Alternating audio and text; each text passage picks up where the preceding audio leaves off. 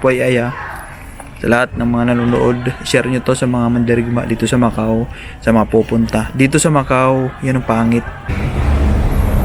Hello guys, magandang gabi. It's me again, Kamutika TV. Yan, welcome sa channel ko sa Kamutika TV.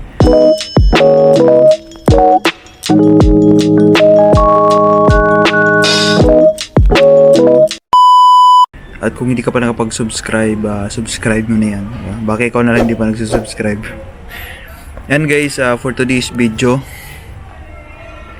Yan, shoutout muna tayo. Wag muna tayo dun sa video na yun. Shoutout natin yung mga lagi nanonood. Thank you guys sa support and tiwala. And ayan, para sa inyo tong ginagawa ko.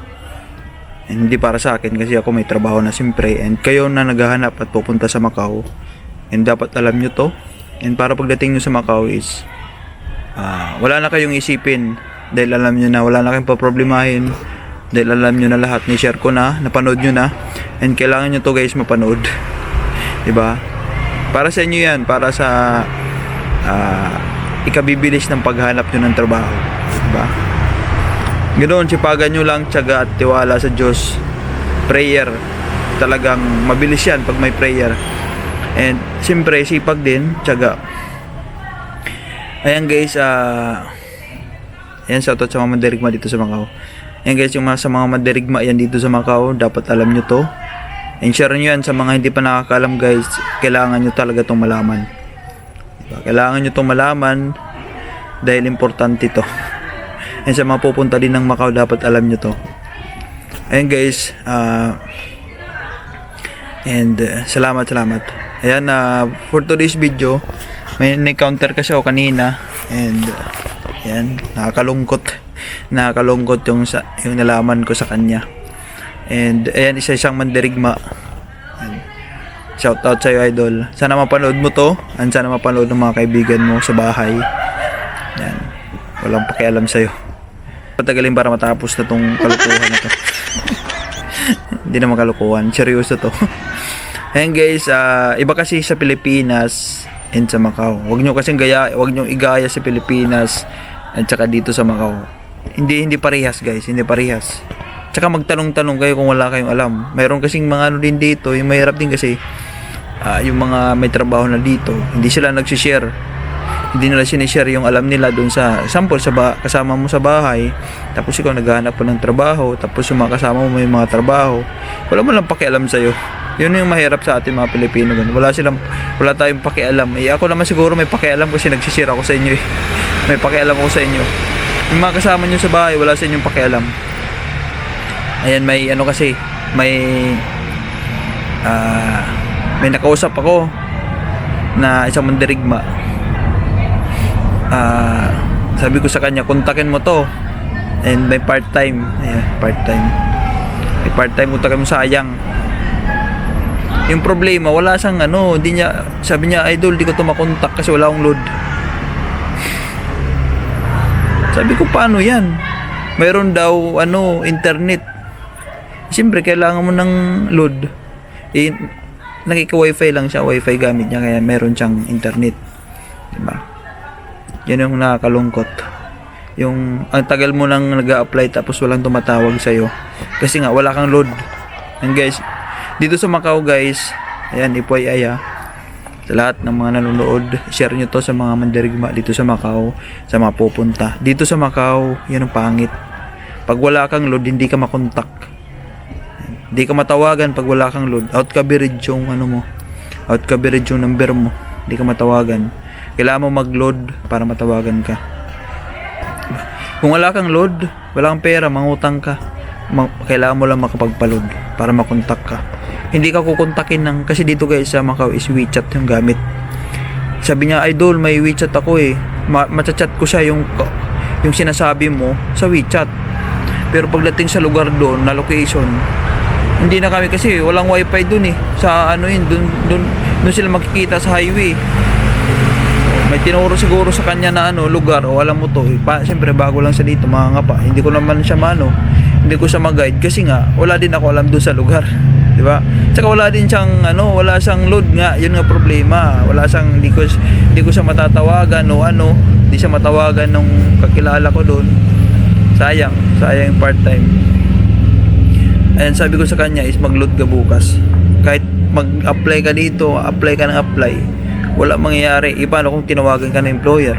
Oh, sayang, may interview ka na sana, may trabaho ka na, kaso di ka matawagan eh. Paano yun? Paano ka matatawagan? Wala ka nga eh. Wala kang number eh. Wala kang load eh. Di ba? Hindi ka naman kukontakin sa WeChat. Oh. I-add ka ba nila sa WeChat? Hindi. Sa number yun sila tatawag. O kaya i-text. Hindi ka rin makaka-receive ng text, guys. Hindi ka makaka-receive dito sa Macau. Text, takatawag, wala. Out coverage yung cellphone mo. Yung number mo pag wala kang load. Kaya yung gagawin mo pag nandito ka sa Macau, pupunta, bumili ng SIM card. Pag wala na kayong load, mag-load kayo agad. Diba? Hindi yung okay lang, makaka-internet naman ako eh. Diba? Oo, may internet ka, pero ang problema is wala kang load. O di ka matawagan. Diba? Yun ang problema, di ka matatawagan ng paano pag tumawag yung employer mo, yung in-applyan mo. Paano yun? Paano ka anong gagawin mo? Diba? Hindi sayang, nag-apply ka pa. Nakakainis yung mga ganun. Yung mga nakakainis yung mga kasama mo sabay walang pakialam sa'yo. Sabi, mag-load ka. Pag nawalan ka ng load, mag-load ka. Hindi importanteng internet dito pag nag-apply ka. Yung importante dito is load. Na pag tinawagan ka, magre-ring yung cellphone mo. Ganun. Magre-ring yung cellphone mo, matatawagan ka. Pero yung wala kang load, wag ka na mag-apply. Useless lang ginagawa mo. Nagsayang ka lang ng CV mo. Di ba? Nagsayang ka lang, nagpagod ka pa. Ang iyan na yan. Sabi ko mag-load ka bukas. Hindi para sa akin yun, para sa yun. Kasi paano ka tatawagan eh? Di ka man makontak. Di ka rin makareceive ng message. Kasi nga wala kang load. Putol nga yung linya mo eh pag wala ka ditong load sa Macau. Putol yung linya mo lahat. Wala, di ka makareceive ng message, di ka rin makareceive ng tawag. Wala lahat. Kaya tapon mo SIM card mo, walang load dito. Bili ka ng bago, ganun. Pero siyempre hindi mo pwede tapon nyo kasi yung number nakalagay na sa CV mo. Mag-load ka 50, meron dito 50, 100, 150. Yan. Walang load dito na 20 ha.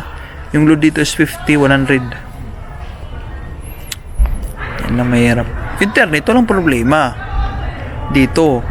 Kahit sa ang park mayroon. Yung problema is nag-apply ka eh. Nag-apply ka dito, kailangan mo matawagan ka. Diba? Wala, hindi ka naman nila add sa WeChat eh. Hindi ka nila add kung sa Messenger. Hindi ka naman i-add ng employer ng mga in-applyan mo eh. Titinan nila yung number na nakalagay dun sa CV mo. Yun lang. Kaya guys, mag-load kayo kung wala kayong load. Para kung sakali man na yung mga pinasahan nyo is na-select kayo, is matawagan kayo at saka ma-message. Yun lang guys, i-share nyo to sa mga walang alam dito. Mana dito sa Macau at mapupunta, dapat alam yan. Diba? Kasi sayang yung pinagpaguran nyo, sayang yung lakad nyo araw-araw, sayang yung mga pinagpasahan nyo, tapos wala ka palang load. Nako, big tick ka na. wala din ha, di ba? Sayang.